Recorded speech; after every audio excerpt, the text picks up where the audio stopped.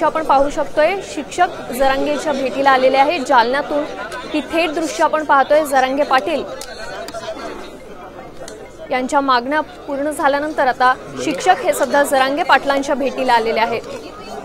जालन्यातून ही थेट दृश्य आपण पाहतोय। जरांगे पाटील यांच्या भेटीला शिक्षक दाखल झालेले आहेत।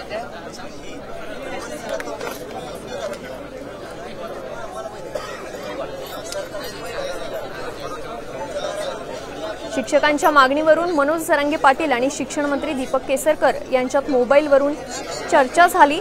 शिक्षकांच्या मागण्यावरून जरांगे पाटील यांची दीपक केसरकर यांच्याशी सध्या चर्चा सुरू। याबद्दल अधिक माहिती देत आहेत आमचे प्रतिनिधी लक्ष्मण सोळुंखे। लक्ष्मण, काय नेमका या शिक्षकांच्या मागण्या आहेत?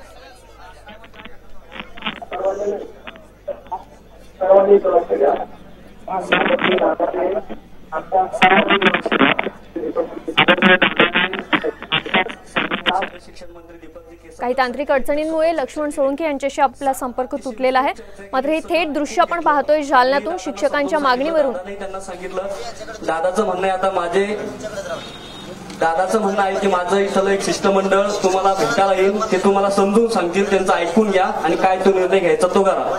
बोलता बोलता त्यांनी सांगितलं की मी टप्पा देणार आहे, 20चे 40, 40चे 60, 60चे 80 असं माझं करायचं ठरवलंय, असं दादाला ठरवून बोलले ते।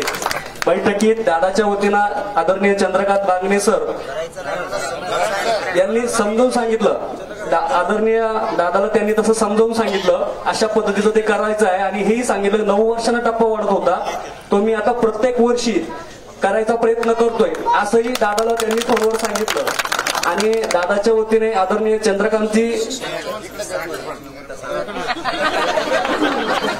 दादा उभे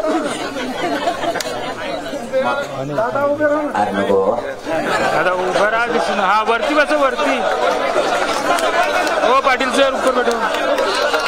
दादा तुम आगे बढ़ो, दादा तुम आगे बढ़ो, हम तुम्हारे साथ हैं, दादा तुम आगे बढ़ो, हम तुम्हारे साथ हैं, हम सब एक मराठा, एक मराठा। मैं पाया त्यामुळे मला परदेशी रायगड कारण मग पाय सरळ वाकडाच व्हाय। 63,000 विद्यार्थ्यांचा प्रश्न आहे, शिक्षकांचा आणि शाळांचा, मराठी शाळांचा। त्याबाबत आता दीपक केसरकर साहेबांशी त्यावर चर्चा झाली। त्यांनी मला समजून सांगितलं 20चं 40वर, 40चं 60वर, 80वर कसं न्यायचंय याबद्दल समजून सांगितलं। मी तो नाही म्हणले,